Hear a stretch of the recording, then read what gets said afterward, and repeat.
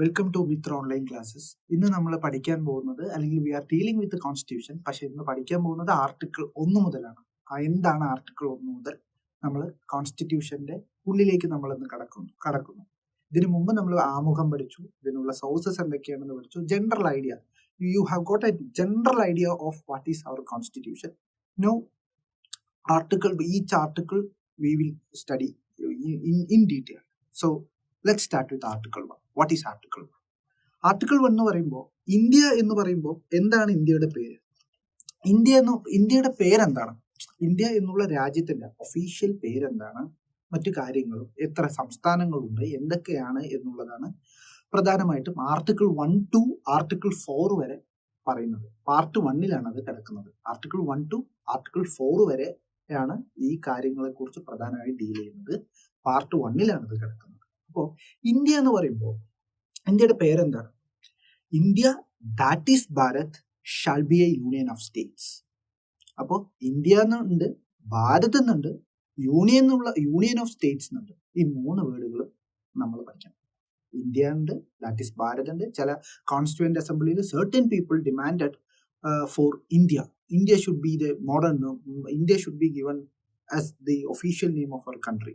Certain people, they demanded, members of the Constituent Assembly, they demanded for Bharat. So, Indian Constitution ഇതിനെ രണ്ടിനും founding fathers ഒരുമിച്ച് ചേർത്ത് India that is Bharat shall be A union of states. Union of States എന്ന് പറയുമ്പോൾ India ഒരു federal ആണെങ്കിൽ കൂടിയും India ഒരു യൂണിയൻ ആണ് എന്നുള്ള സന്ദേശം ക്ലിയർ ആയിട്ട് ഈ ആർട്ടിക്കിൾ 1 കൊടുക്കുന്നുണ്ട്. വാട്ട് ഈസ് ആർട്ടിക്കിൾ 1 എന്താണ് ചെയ്യുന്നത്? അപ്പോൾ ആർട്ടിക്കിൾ 1 ടെറിട്ടറി ഓഫ് ഇന്ത്യ എന്ന് പറയുന്നു. എന്തൊക്കെ ചേർന്നിട്ടുള്ളതാണ് ടെറിട്ടറി ഓഫ് ഇന്ത്യ? ഇന്ത്യയുടെ ടെറിട്ടറി എന്തൊക്കെയാണുള്ളത്?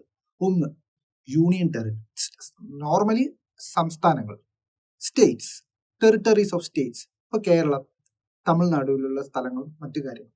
യൂണിയൻ ടെറിട്ടറീസ്, കേന്ദ്രം ഡയറക്റ്റ് ആയിട്ട് ഭരിക്കുന്ന സ്ഥലങ്ങൾ, union territory. 3, acquired territory, India പിടിച്ചെടുത്ത സ്ഥലങ്ങൾ. ഇങ്ങനെ 3 ചേർന്നിട്ടുള്ളതാണ് ടെറിട്ടറി ഓഫ് ഇന്ത്യ എന്ന് പറയുന്നത്. മനസ്സിലായോ? 1 States, 2 UT union territory, 3 acquired States. So you got then States and what is, എവിടെയാണ് ഇത് കിടക്കുന്നത്? അതായത് ഇന്ത്യയുടെ സംസ്ഥാനങ്ങളും ഇന്ത്യയുടെ ടെറിട്ടറിയും എവിടെയാണ് പറയുന്നത്? നമുക്ക് ഇന്ത്യൻ കോൺസ്റ്റിറ്റ്യൂഷനിൽ എവിടെ നോക്കിക്കഴിഞ്ഞു കഴിഞ്ഞാൽ ഏത് സംസ്ഥാനങ്ങൾ, യൂണിയൻ ടെറിട്ടറി ഏതൊക്കെയാണെന്ന് നമുക്ക് മനസ്സിലാക്കാൻ പറ്റും. The states and territories are specified in the first schedule of our constitution deals with states and its territories. Clear? So constituent അസംബ്ലിയിലേക്ക് നമ്മൾ പോകുമ്പോൾ തന്നെ അന്നത്തെ അംബേദ്കർ പറഞ്ഞ കാര്യങ്ങൾ നോക്കുമ്പോൾ, according to doctor BR Ambedkar, chairman of drafting committee, constitution may be federal in structure, but the term union has been used because of certain reasons. The main 2 reasons that we have to study, that Union of India is not a result of an agreement between states. അമേരിക്കയിലേത് സ്റ്റേറ്റിന്റെ agreement പ്രകാരമാണ് ആ federation നിൽക്കുന്നത്. പക്ഷെ India എന്ന് പറയുന്നത്, India എന്നുള്ള രാജ്യം സംസ്ഥാനങ്ങളുടെ ഒരു പരസ്പര ധാരണയിലല്ല ഇന്ത്യ എന്നുള്ള രാജ്യം നിലനിൽക്കുന്നത്. കൃത്യമായിട്ട് ഇന്ത്യ ഒരു യൂണിയൻ ആണ് എന്നുള്ളതിന്റെ സന്ദേശമാണ് അംബേദ്കർ നൽകുന്നത്. കാരണം union of India is not a result of agreement amongst states like in case of America.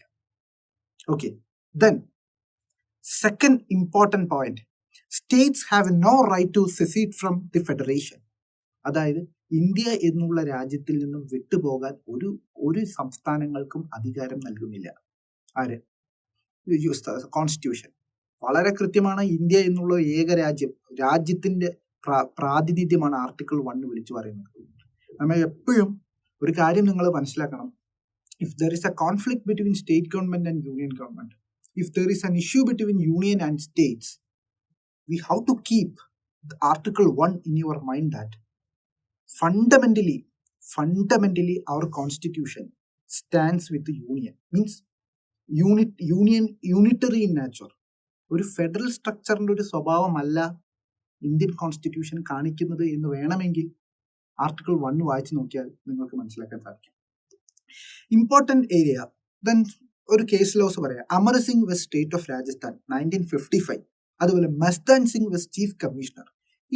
ഈ രണ്ട് കേസുകളിലും സുപ്രീം കോടതി വളരെ കൃത്യമായി പറഞ്ഞു, at any given point of time, the territory of India is the area which is specified in the first schedule. അതാണ് ഈ article 1 പറയുന്ന ടെറിട്ടറി ഓഫ് ഇന്ത്യ എന്ന് പറയുന്നത് നമ്മുടെ ഫസ്റ്റ് ഷെഡ്യൂളിൽ നമുക്ക് കാണിക്കാൻ സാധിക്കും. അപ്പോൾ ആർട്ടിക്കിൾ 1 പറയുമ്പോൾ ഈ തുടക്ക കാലഘട്ടത്തിൽ, അതായത് when India got freedom, especially in the period of 97 to 47, 48, എങ്ങനെയായിരുന്നു അതിന്റെ structure? Indian territories were divided into Part A, Part B, Part C and all something. അങ്ങനെയായിരുന്നു അതിന്റെ സ്ട്രക്ചർ ഇന്ത്യൻ സ്റ്റേറ്റ്സിന്. അത് ഇന്നത്തെ ഒരു സാഹചര്യത്തിലാക്കിയത് ഏഴാമത്തെ ഭരണഘടനാ ഭേദഗതി, കോൺസ്റ്റിറ്റ്യൂഷൻ 7th അമെൻമെന്റ് ആക്ട് 1956 ആണ് ഈ കാറ്റഗറിയെല്ലാം അബോളിഷ് ചെയ്തത്. ഇന്ന് കാണുന്ന സ്റ്റേറ്റിന്റെ രൂപത്തിലാക്കിയത് എന്നാണ്.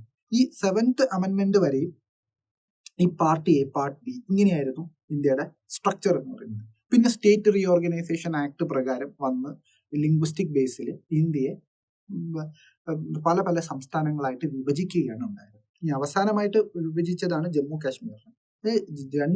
ജമ്മു ആൻഡ് കാശ്മീർ എന്നുള്ളൊരു യൂണിയൻ ടെറിട്ടറി, ലഡാക്ക് എന്നുള്ളൊരു യൂണിയൻ ടെറിട്ടറി ആയിട്ടാണ് ലാസ്റ്റ് ആയിട്ട് ഡിവൈഡ് ചെയ്തിരിക്കുന്നത്. സോ നിങ്ങൾക്ക് മനസ്സിലാക്കാൻ സാധിക്കും എന്താണെന്ന് വെച്ച് കഴിഞ്ഞാൽ, ഇന്ത്യ എന്ന് പറയുന്നത് ഫസ്റ്റ് ഷെഡ്യൂളിലാണ് ഇന്ത്യൻ ടെറിട്ടറി കാണുന്നത്. India that is Bharat as union of states എന്നാണ് പറയുന്നത്. Territories of states, union territories acquired by India specified in the first schedule. എവിടെയാണെന്ന് നോക്കിക്കഴിഞ്ഞാൽ ഫസ്റ്റ് ഷെഡ്യൂളാണെന്ന് നമുക്ക് കാണാൻ കഴിയുക. നിലവിൽ എന്ന് പറയുന്നത് 28 സ്റ്റേറ്റുകളും 9 യൂണിയൻ ടെറിട്ടറിയുമാണ് നമുക്കുള്ളത്. 28 സംസ്ഥാനങ്ങളും 9 യൂണിയൻ ടെറിട്ടറിയാണ് ഉള്ളത്. ഇനി ഇതാണ് ആർട്ടിക്കിൾ 1 കുറിച്ച് പറയുമ്പോൾ. അതിനു മുമ്പ് എങ്ങനെയാണ് എവല്യൂഷൻ, എങ്ങനെയാണ് ഇന്നത്തെ സ്റ്റേറ്റ് ആയത് എന്ന് പറയും വേണം. പിന്നെ ആ സ്റ്റേറ്റുകളൊന്ന് just I will read it. ഏതൊക്കെ സ്റ്റേറ്റ് ആണ്, ഏതൊക്കെ യൂണിയൻ ടെറിട്ടറി ആണെന്നും ഏതൊക്കെ അമെൻമെന്റ് പ്രകാരമാണ് ആ സ്റ്റേറ്റ്സ് വന്നതെന്നും I will read it. Before that ആ കമ്മിറ്റി നമ്മൾ പഠിക്കണം. ഏത് കമ്മിറ്റി? എവല്യൂഷൻ നടന്ന, അതായത് ഇന്നത്തെ സ്ഥിതിയിലേക്ക് വരാൻ സാധിച്ച കമ്മിറ്റി എന്ന് പറയുമ്പോൾ Dhar commission, JVP committee, Fazal Ali commission, ഈ 3 കമ്മീഷനെ കുറിച്ച് നമ്മൾ പഠിക്കണം. എന്താണ് ദർ കമ്മീഷന്റെ പ്രത്യേകത? ദർ കമ്മീഷൻ എന്ന് പറയുന്നത് 1948 ഗവൺമെന്റ് ഓഫ് ഇന്ത്യ അപ്പോയിന്റ് ചെയ്ത ഒരു കമ്മീഷനാണ്. ചെയർമാൻഷിപ്പ് ഓഫ് SK ദറിന്റെ നേതൃത്വത്തിൽ അപ്പോയിന്റ് ചെയ്ത ഒരു കമ്മീഷനാണ് ദർ കമ്മീഷൻ. ദർ കമ്മീഷന്റെ ഇന്ത്യ ഏകദേശം സ്വാതന്ത്ര്യമായി. India is about to get independence. So എങ്ങനെ, how state should be formed, what should be the criteria, what are the grounds based on that the state should be formed. These are all the scope of the commission. So commission gave a report that state should be created, formed on the basis of administrative convenience rather than linguistic base. അതായത് ലാംഗ്വേജിന്റെ അടിസ്ഥാനത്തിലല്ല, ഭാഷയുടെ അടിസ്ഥാനത്തിലല്ല, പകരം ഭരണ സൗകര്യ പ്രകാരമായിരിക്കണം സ്റ്റേറ്റുകൾ രൂപീകരിക്കേണ്ടത് എന്നാണ് there commission ശുപാർശ ചെയ്തത്. പക്ഷെ കുറെ ബഹളത്തിനും പ്രൊട്ടസ്റ്റിനും കാരണമായി. സോ എഗെയിൻ ഒരു കമ്മിറ്റി കൂടി അപ്പോയിന്റ് ചെയ്യപ്പെട്ടു. ജവഹർലാൽ നെഹ്റു, വല്ലഭായ് പട്ടേൽ, പട്ടാഭി സീതാരാമൻ. SVP കമ്മിറ്റി എന്ന് പറയും, JVP കമ്മിറ്റി എന്ന് പറയും. Jawaharlal Nehru JV, Vallabhbhai Patel P, Pattabhi Sitaramayya P, JVP committee. ഇവരും ഏകദേശം ഇതേ ലൈനാണ് സ്വീകരിച്ചത്. പക്ഷെ എന്തോ പോറ്റി ശ്രീരാമുലുവെ പോലുള്ള ആളുകൾ നിരാഹാരം കിടക്കുകയും അദ്ദേഹം മരണപ്പെടുകയും ചെയ്തതിന്റെ ഫലമായിട്ട് വേറെ വഴിയില്ല ഇന്ത്യൻ സ്റ്റേറ്റിന് അല്ലെങ്കിൽ ഇന്ത്യൻ ഗവൺമെന്റിന് ലാംഗ്വേജിന്റെ അടിസ്ഥാനത്തിൽ തന്നെ സംസ്ഥാനങ്ങളെ റീഓർഗനൈസ് ചെയ്ത് വന്നു എന്നുള്ളത് ചരിത്രം. എനിവേ, ഫസൽ അലി കമ്മീഷൻ എന്തെന്ന് ചോദിച്ചു കഴിഞ്ഞാൽ 1953 ഫസൽ അലി കമ്മീഷൻ രൂപീകൃതമായത്. ഫസൽ അലി അധ്യക്ഷനായിട്ട് KM പണിക്കരും ഹുൻസ്രു, ഈ 3 പേരും അംഗങ്ങളായിട്ടുള്ള കമ്മിറ്റിയാണ് ഫസൽ അലി കമ്മീഷൻ. ഫസൽ അലി കമ്മീഷനാണ് ഈ റിപ്പോർട്ട് കൊടുത്തത്, ലാംഗ്വിസ്റ്റിക് ബേസിലായിരിക്കണം രൂപീകരിക്കേണ്ടതെന്ന്. അതേ തുടർന്നാണ് സ്റ്റേറ്റ് റീഓർഗനൈസേഷൻ ആക്ട് വന്നതും ഇന്ത്യയെ ഭാഷയുടെ അടിസ്ഥാനത്തിൽ സംസ്ഥാനങ്ങളായിട്ട് ഡിവൈഡ് ചെയ്യാനും, അങ്ങനെ ആന്ധ്രാപ്രദേശാണ് ആദ്യമായിട്ട് രൂപീകരിച്ച സംസ്ഥാനം. അപ്പോൾ ഇത് പറയുമ്പോൾ ഈ കമ്മിറ്റി എന്തൊക്കെയാണ് പ്രധാനമായിട്ടുമുള്ള recommendation, it identified main things എന്ന് പറയുമ്പോൾ I will just read it. Preservation and strengthening of the unity and security of the country. അങ്ങനെ ലാംഗ്വേജിന്റെ അടിസ്ഥാനത്തിൽ പറഞ്ഞാലും യൂണിറ്റി ആൻഡ് സെക്യൂരിറ്റിക്ക് JVP committee Fazal Ali commission importance കൊടുത്തു. Linguistic and cultural homogeneity, financial, economic and administrative consideration, planning and promotion of the welfare of the people in each state as well as of the nation. So ഇതിന്റെ ഭാഗമായിട്ട് state reorganisation act 1956 വന്നു. 7th constitutional അമെൻമെന്റ് act പാസ്സായി. As A result 14 states and 6 union territories were created on November 1st, 1956. നമ്മുടെ Keralam 1956 November 1 നമ്മുടെ കേരളംക്ക് പിറവി ദിനം. അതൊക്കെ ഇതിന്റെ ഭാഗമായിട്ടാണ് വന്നത്. അപ്പോൾ നമ്മൾ സ്റ്റേറ്റിന്റെ എവല്യൂഷൻ നമ്മൾ പഠിക്കുന്ന സമയത്ത് ദർ കമ്മീഷൻ പഠിക്കണം, JVP കമ്മിറ്റി പഠിക്കണം, ഫസൽ അലി കമ്മീഷൻ പഠിക്കണം, അതേ തുടർന്ന് വന്ന സ്റ്റേറ്റ് റീഓർഗനൈസേഷൻ ആക്ട് പഠിക്കണം, 7th കോൺസ്റ്റിറ്റ്യൂഷണൽ അമെൻമെന്റ് ആക്ട് പഠിക്കണം. ഇത് കഴിഞ്ഞ ശേഷം 14 സംസ്ഥാനങ്ങൾ രൂപീകൃതമായി, 6 union territory.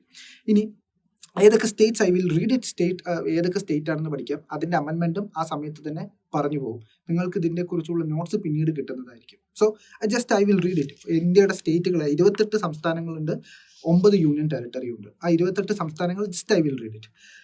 States: Andhra Pradesh, Assam, Bihar, Gujarat, Kerala, Madhya Pradesh, Tamil Nadu. Maharashtra എന്ന് പറയുമ്പോൾ substituted for Bombay under Bombay reorganisation act 1960. അത് പഠിക്കണം. ബോംബെ എന്നായിരുന്നു, പിന്നീടാണ് അത് മഹാരാഷ്ട്രയായത്. പിന്നെ കർണാടക, ദെൻ ഒഡീഷയുടെ പേര് ഫസ്റ്റ് ഒറീസ എന്നായിരുന്നു. Alteration of name Orissa act 2011 വന്ന ശേഷമാണ് ഒഡീഷ എന്നുള്ള പേര് രൂപീകൃതമായത്. Then Punjab, Rajasthan, Uttar Pradesh, west Bengal. നാഗാലാൻഡ് എന്ന് പറയുന്നത് സ്റ്റേറ്റ് ഓഫ് നാഗാലാൻഡ് ആക്ട് 1962 പ്രകാരമാണ് വന്നത്. Haryana, Punjab reorganisation act 1966. ഇത് ഇന്ത്യ ആഫ്റ്റർ ഇൻഡിപെൻഡൻസിനെ കുറിച്ച് പഠിക്കുമ്പോഴാണ് ഈ കാര്യങ്ങൾ വിശദമായിട്ട് പഠിക്കാൻ, ഈ കാര്യങ്ങൾ വിശദമായിട്ട് തന്നെ പഠിക്കാനുണ്ട് കുറെ കാര്യങ്ങൾ. ഹിമാചൽ പ്രദേശ്, ദെൻ മണിപ്പൂരിന്റെ പ്രത്യേകത north eastern region reorganisation act 1971. മണിപ്പൂരെ കുറിച്ച് പഠിക്കുമ്പോൾ അത് നോക്കണം. ദെൻ ത്രിപുര, മേഘാലയ. സിക്കിമിന്റെ പ്രത്യേകത 36th കോൺസ്റ്റിറ്റ്യൂഷൻ അമെൻമെന്റ് ആക്ട് 1974 നോക്കണം സിക്കിമിനെ കുറിച്ച് പഠിക്കുമ്പോൾ. Then Mizoram, state of Mizoram act 1986 and 53rd constitutional അമെൻമെന്റ് ആക്ട് 1986. ദെൻ 23ാമത്തെ സ്റ്റേറ്റ് ആയിട്ട് Arunachal Pradesh, state of Arunachal Pradesh act 1986 and 55th constitutional അമെൻമെന്റ് ആക്ട് 1987. ഞാൻ പറയുന്നത് ഈ എന്തുകൊണ്ടാണ് ആക്ട് വായിക്കുന്നത്, ഈ ആക്ട് പറയുന്നത് എന്തെന്ന് ചോദിച്ചു കഴിഞ്ഞാൽ പല പരീക്ഷയ്ക്കും ഈ അമെൻമെന്റ് ഏതുമായി ബന്ധപ്പെട്ടിരിക്കുന്നു എന്ന ചോദ്യം കാണാറുണ്ട്, PSCയിൽ ഉൾപ്പെടെ. അതുകൊണ്ടാണ് ഞാൻ ഈ കാര്യം വായിച്ചു പോകുന്നത്. നിങ്ങൾക്ക് സെപ്പറേറ്റ് ആയിട്ട് നോട്ട് തരുമെങ്കിലും ഐ വിൽ ജസ്റ്റ്, ഞാൻ വായിക്കുന്നത് അതിന്റെ ഒരു അടിസ്ഥാനത്തിലാണ്. Then Goa Daman Diu reorganisation act 1987. Chhattisgarh, Madhya Pradesh state reorganisation act 2000. Then Uttar Pradesh state reorganisation act 2000. Jharkhand, Bihar state reorganisation act 2000. നിങ്ങൾ ശ്രദ്ധിക്കണം, ഛത്തീസ്ഗഡ് എന്ന് പറയുന്നത് മധ്യപ്രദേശ് എന്നുള്ള സംസ്ഥാനത്തിൽ നിന്നാണ് രൂപീകൃതമായത്. ഉത്തരാഖണ്ഡ് എന്നുള്ളത് ഉത്തർപ്രദേശിൽ നിന്നാണ് രൂപീകൃതമായത്. ഝാർഖണ്ഡ് എന്നുള്ളത് ബീഹാറിൽ നിന്നാണ്. ദെൻ അവസാനമായി രൂപം കൊണ്ട സംസ്ഥാനം എന്ന നിലയിൽ Telangana, Andhra Pradesh reorganisation act 2014. Then നമ്മൾ യൂണിയൻ ടെറിട്ടറിയിൽ ഫസ്റ്റ് ഓഫ് ഓൾ നമ്മൾ നാഷണൽ ക്യാപിറ്റൽ ടെറിട്ടറി എന്ന് പറയുന്ന ഡൽഹി തന്നെ എടുക്കണം. 1. 2 ആൻഡമാൻ നിക്കോബാർ ഐലൻഡ്. 3 ലക്ഷദ്വീപ്. 4 ദാദ്ര ആൻഡ് നഗർ ഹവേലി. ദാദ്ര നഗർ ഹവേലി എന്ന് പറയുമ്പോൾ 10ാമത്തെ ഭരണഘടനാ ഭേദഗതി ആക്ട് നമ്മളുടെ മനസ്സിലുണ്ടാവണം. 5 Puducherry, Pondicherry alteration of name act, name changed from Pondicherry to Puducherry. പണ്ട് പോണ്ടിച്ചേരിയാണ്, പക്ഷെ ഇപ്പൊ പേര് പുതുച്ചേരി എന്നാണ്. Then Daman Diu, Goa and Daman Diu reorganisation act 1987. Chandigarh, 8 Jammu and Kashmir reorganisation act 2019. Union territory of Ladakh 2019, same act. So 28 സംസ്ഥാനങ്ങളും 9 യൂണിയൻ ടെറിട്ടറികളും നമ്മൾ പഠിച്ചു. ഇനി എങ്ങനെയാണ് പവർ? ഇപ്പൊ ആർട്ടിക്കിൾ 1 നമ്മൾ ഏകദേശം കവർ ചെയ്തു. ഇനി ദെൻ ആർട്ടിക്കിൾ 2. ആർട്ടിക്കിൾ 2 പറയുമ്പോൾ ആർട്ടിക്കിൾ 2 പാർലമെന്റിന് ഒരു പവർ കൊടുക്കണം. എന്തിന്? Provides parliament may by law admit into the union or establish new states on such terms and conditions as it thinks fit. Wide പവറാണ് പാർലമെന്റിന് കൊടുക്കുന്നത്. അതായത് ഒരു രാജ്യത്ത്, ഒരു സംസ്ഥാനത്തിലെ ഏതെങ്കിലും ഒരു ടെറിട്ടറിയെ നമ്മുടെ ഇന്ത്യൻ ടെറിട്ടറിയിലേക്ക് അഡ്മിറ്റ് ചെയ്യാനുള്ള അധികാരം, പ്ലസ് ഒരു പുതിയ എസ്റ്റാബ്ലിഷ് ന്യൂ സ്റ്റേറ്റ്, പുതിയൊരു സംസ്ഥാനം രൂപീകരിക്കാനും on such terms and condition as it thinks fit. പാർലമെന്റിന് തോന്നുന്ന പോലെ എന്താണോ യുക്തമെന്ന് കരുതുന്നത് പോലെ സംസ്ഥാനങ്ങൾ പുതിയ സംസ്ഥാനങ്ങൾ അഡ്മിറ്റ് ചെയ്യാനും ക്രിയേറ്റ് ചെയ്യാനുള്ള അധികാരമാണ് ആർട്ടിക്കിൾ 2 കൊടുക്കുന്നത്. നമ്മൾ ആർട്ടിക്കിൾ 2 പഠിക്കുമ്പോൾ പ്രധാനമായിട്ടും it grants 2 powers mainly. The power to admit into the union of India new states, B, the power to establish new states. So, Article 2 relates to the admission or establishment of new states that are not part of India. But, നമ്മൾ പഠിക്കും Article 3, on the other hand, related to the formation or changes in the existing state of the Union of India. നമ്മൾ article 3 പഠിച്ചിട്ടില്ല. Article 2 എന്ന് പറയുന്നത് ഒരു വിശാലമായ അധികാരമാണ്. അതായത് നമ്മളുടെ നിലവിൽ യൂണിയൻ ടെറിട്ടറിയിൽ അല്ലാത്ത സ്ഥലങ്ങളെക്കുറിച്ച് പോലും ആർട്ടിക്കിൾ 2 എംപവർ ചെയ്യുന്നു പാർലമെന്റിന്.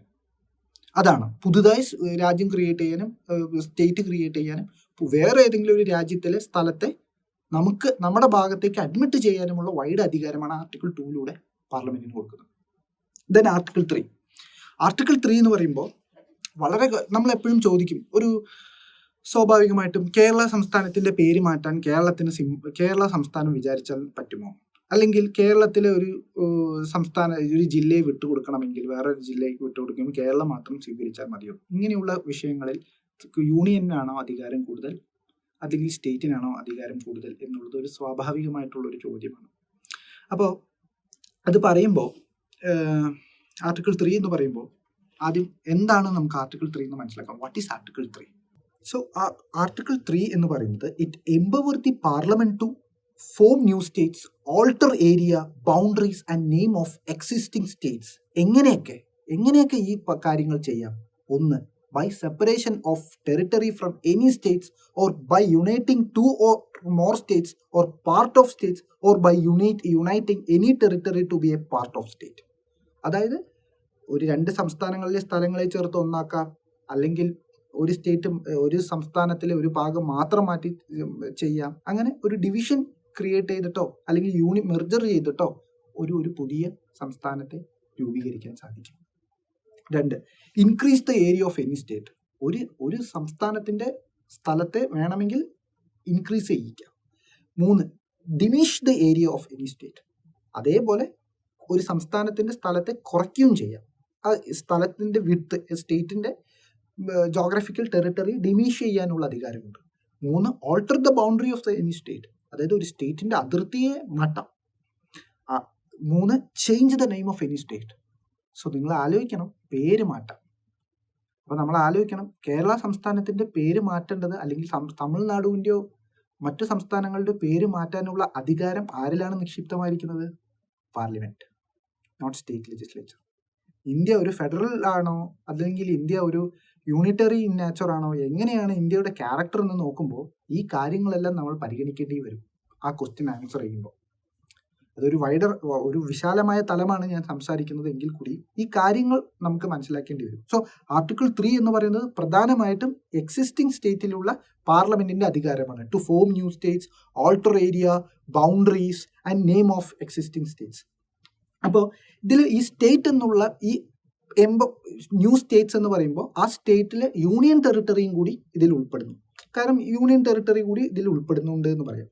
Then the power is solely vested in Parliament. Parliament is the ultimate authority in this. As far as this case is concerned, Article 3 is concerned, Parliament has got wide power. ഇനി എവിടെയൊക്കെയാണ് ഇതിൻ്റെ condition എന്ന് പറഞ്ഞു കഴിഞ്ഞാൽ 2 conditions ഉണ്ട് ഈ article 3 deal ചെയ്യുന്ന സമയത്ത്.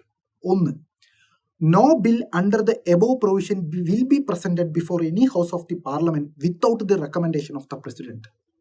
പ്രസിഡന്റിന്റെ, രാഷ്ട്രപതിയുടെ ശുപാർശയില്ലാതെ ഒരു ബില്ലും പാർലമെന്റിന്റെ ഏത് സഭകളിലും വെക്കാൻ പറ്റില്ല, പ്ലേസ് ചെയ്യാൻ പറ്റില്ല. ഈ ആർട്ടിക്കിൾ 3 പരമായി നിങ്ങൾ നീങ്ങുകയാണെങ്കിൽ രാഷ്ട്രപതിയുടെ ശുപാർശ വേണം. എന്താണ് രാഷ്ട്രപതിയുടെ ശുപാർശ എന്ന് ഞാൻ പറഞ്ഞു തരേണ്ട കാര്യമില്ല. നമ്മളൊരു കാര്യം ഇന്ത്യൻ കോൺസ്റ്റിറ്റ്യൂഷൻ പഠിക്കുമ്പോൾ എപ്പോഴും നമ്മൾ പ്രസിഡന്റാണ് ചെയ്യുക എന്നാണ് നമ്മൾ പഠിക്കുക. അങ്ങനെ മനസ്സിൽ അത് പ്രസിഡന്റാണ് ചെയ്യുക എങ്കിലും ഏകദേശം മോർ ദാൻ 90% കാര്യങ്ങളിലും president can act only in accordance with the advice given by the council of ministers headed by the prime minister. പ്രധാനമന്ത്രി അധ്യക്ഷനായ മന്ത്രിസഭയുടെ ശുപാർശ പ്രകാരം മാത്രമേ പ്രസിഡന്റിന് കാര്യങ്ങൾ തീരുമാനിക്കാവൂ. ഇവിടെ പ്രസിഡന്റിന്റെ റെക്കമെൻഡേഷൻ എന്ന് ഉദ്ദേശിച്ചത് ആരാണോ കേന്ദ്രം ഭരിക്കുന്ന പാർട്ടി ഭരിക്കുന്നവർ ആ ഭരിക്കുന്ന കൗൺസിൽ ഓഫ് മിനിസ്റ്റേഴ്സിന്റെ ശുപാർശ തന്നെയാണ്. പക്ഷെ നമ്മളത് പ്രസിഡന്റിന്റെ ശുപാർശ എന്നാണ് നമ്മളത് ഒഫീഷ്യലി അത് റെക്കമെൻഡേഷൻ എന്നാണ് പറയുക. എല്ലാ തീരുമാനങ്ങളും പ്രസിഡന്റിന്റെ പേരിലാണ് വരിക. 2, സോ നമ്മൾ പറഞ്ഞു ഫസ്റ്റ് കണ്ടീഷൻ എന്ന് പറയുന്നത് no bill can be placed before any house of the parliament without the recommendation of the president. Then second thing is, if the bill proposes to affect area, boundaries or name of the state, the president is required to refer the bill to the state legislature for its view. ഇപ്പോൾ ഒരു സംസ്ഥാനത്തിന്റെ ബൗണ്ടറിനെ ബാധിക്കുന്ന കാര്യമോ അല്ലെങ്കിൽ സംസ്ഥാനത്തിന്റെ പേരിനെ effect ചെയ്യുന്ന കാര്യമോ ആണെങ്കിൽ പ്രസിഡന്റിന് എന്ത് ചെയ്യാം, എന്താണ് എന്ന് സ്റ്റേറ്റിന്റെ വ്യൂ എന്താണെന്ന് അറിയാൻ വേണ്ടിയിട്ട് അത് സ്റ്റേറ്റ് ലെജിസ്ലേച്ചറിന്റെ വ്യൂ എക്സ്പ്രസ് ചെയ്യാൻ വേണ്ടി അങ്ങോട്ട് അയക്കാം. ഇത് മാത്രമേ ഉള്ളൂ. പക്ഷേ സ്റ്റേറ്റ് ലെജിസ്ലേച്ചർ എഗെയിനിസ്റ്റ് ആയിട്ടാണ് ഈ വ്യൂ എന്ന് പറയുന്നത്. അതായത് ഇപ്പോൾ സംസ്ഥാനത്തിന്റെ പേര് മാറ്റാൻ കേന്ദ്രം തീരുമാനിച്ചു, പക്ഷെ നമ്മൾക്ക് ഈ പേര് ഇഷ്ടമാകുന്നെങ്കിൽ കൂടി നമ്മുടെ വ്യൂ പാർലമെന്റിന്റെ മേലെ ബൈൻഡിങ് അല്ല. They can simply ignore it. So, if the state legislature does not express its view within the time specified in the bill can be presented in the parliament. Ini, Babulal Parade was State of Mumbai, 1960. If the Supreme Court പറഞ്ഞതാണ്, if the state legislature has expressed its view, the parliament is not bound to accept or act upon such view. The position was clarified by the Supreme Court in this case. ഞാൻ പറഞ്ഞത് നമ്മൾ 2 കണ്ടീഷനാണ് article 3 പ്രകാരം ഉപയോഗിക്കുകയാണ്. Suppose ഒരു situation, you just imagine a situation that union government is going to change a particular state area of a particular state. And of course first condition is the recommendation of the president is necessary. And second thing is they send this proposal to state legislature for its view. What is the view of state legislature? It is totally against the view of union government. Then the view is binding on parliament? No, not at all. Because union government, parliament can go ahead with their proposal, with this bill, even though the state legislature is against those provisions, those proposal of the bill. So ഇതിൻ്റെ ഒരു പ്രത്യേകത എന്തെന്ന് വെച്ച് കഴിഞ്ഞാൽ wide പവറാണ് ആർക്ക് കൊടുക്കുന്നത്, പാർലമെന്റിന് കൊടുക്കുന്നത്. അത് കൃത്യമായിട്ട് പറഞ്ഞത് Babulal Parate west state of Mumbai 1960 ഇതാണ് പറഞ്ഞത്. അപ്പോൾ ഇനി ഒരു ക്വസ്റ്റ്യൻ വളരെ നമ്മളെ ഇമ്പോർട്ടൻ്റ് ആയിട്ട് പഠിക്കേണ്ട ഒരു ക്വസ്റ്റ്യൻ എന്തെന്ന് വെച്ച് കഴിഞ്ഞാൽ, whether this power include the power to secede Indian territory to a foreign state.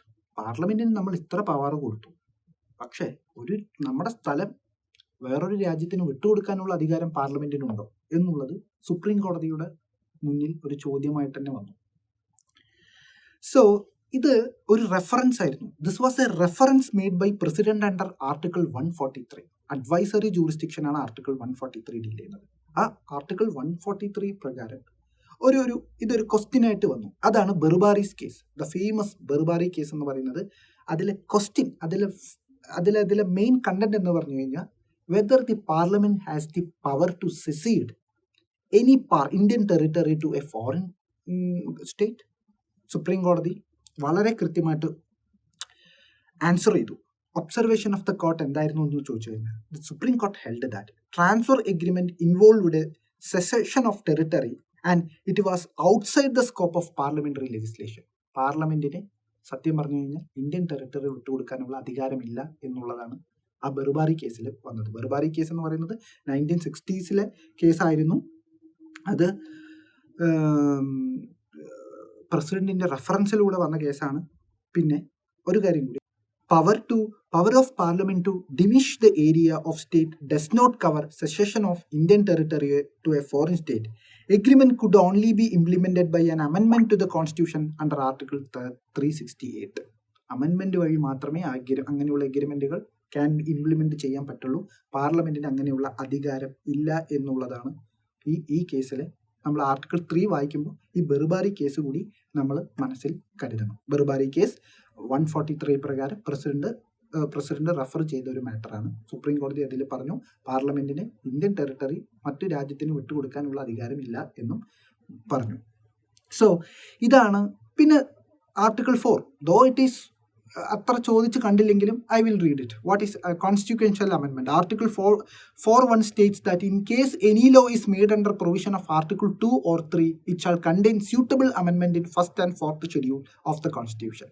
ആ 1st and 4th ഷെഡ്യൂളിലെ അമെൻമെന്റ് അതിന് സ്യൂട്ടബിൾ ആവണമെന്ന് മാത്രമേ പറയുന്നു. ആർട്ടിക്കിൾ 4 clause 2 പറയുന്നത് എന്താണെന്ന് വെച്ച് കഴിഞ്ഞാൽ such a law shall not be considered അമെൻമെന്റ് for the provision of article 368. അങ്ങനെ ഉണ്ടാക്കുന്ന നിയമങ്ങൾ അമെൻമെന്റ് ആയിട്ട് പരിഗണിക്കരുത് എന്നാണ് ആർട്ടിക്കിൾ 4 പറയുന്നത്.